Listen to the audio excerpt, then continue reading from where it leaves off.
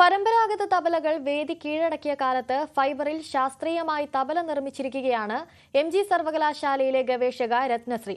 ഭാരക്കുറവുണ്ടെന്നത് കൂടാതെ ഏറെക്കാലം നിലനിൽക്കുമെന്നതും പുതിയ തബലയുടെ സവിശേഷതയാണ്.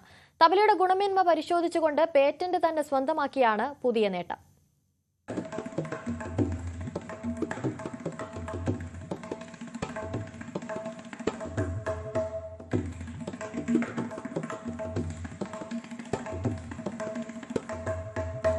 തടിവള്ളങ്ങൾക്ക് പകരം ഫൈബർ വള്ളം ഉണ്ടാക്കിയതുപോലെ ഒരു മാറ്റം.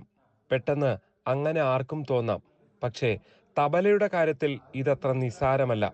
ഫൈബർ കൊണ്ട് ഒരു നിർമ്മിതി ഉണ്ടാക്കുക മാത്രമല്ല, ശബ്ദവും നിലനിർത്തണം.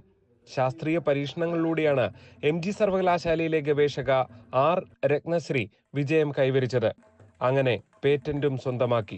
ശരിക്കും അങ്ങനെ ഒരു ചിന്തയിലല്ല തുടങ്ങിയത്. നമ്മൾ ഇതിൻ്റെ ഒരു മെറ്റീരിയലിനെ കുറിച്ചുള്ള സ്റ്റഡീസിലാണ് വന്നത്. പിന്നെ എൻ്റെ ഒരു എക്സ്പീരിയൻസിൽ നമുക്ക് ഇത്രയധികം വെയിറ്റ് എടുത്തിട്ട് പോകുന്നുള്ളത് വളരെ ഡിഫിക്കൽട്ടായിട്ടുള്ള കാര്യമാണ്.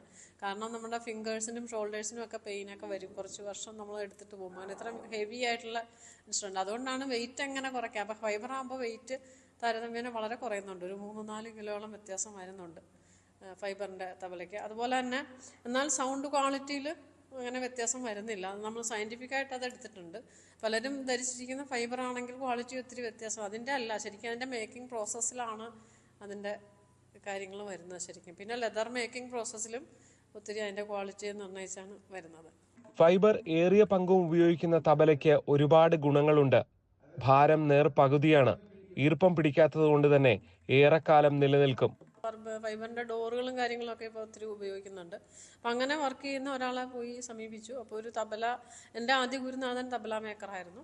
അപ്പോൾ ആദ്യ ഗുരുനാഥനും അതുപോലെ അദ്ദേഹത്തിൻ്റെ ശിഷ്യനായിട്ടുള്ള വേറൊരു തബല മേക്കറുണ്ട്, ശ്രീ രാജു എന്നാണ് അദ്ദേഹത്തിൻ്റെ പേര്. അദ്ദേഹവുമായി ചേർന്ന് സംസാരിച്ച് ഈ ഫൈബർ വർക്ക് ചെയ്യുന്ന ആളെ പോയി കണ്ട് നമ്മളിതിൻ്റെ അളവുകളും കാര്യങ്ങളും എല്ലാം കൊടുത്ത് അവിടെ നിന്ന് തന്നെ ചെയ്യിച്ച് എടുത്തതാണ് ഈ ഫൈബറിൻ്റെ തബല.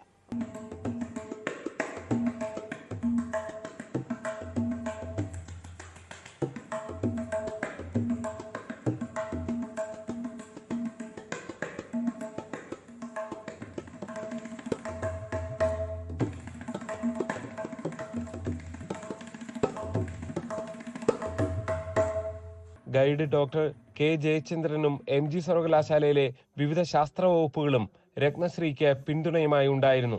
വനിതാ തബലവാദക എന്ന നിലയിൽ ഇതിനകം പ്രശസ്തയാണ് രത്നശ്രീ. 2018 സംഗീത നാടക അക്കാദമി അവാർഡും നേടിയിട്ടുണ്ട്. G Sreejith, news 18 Kottayam.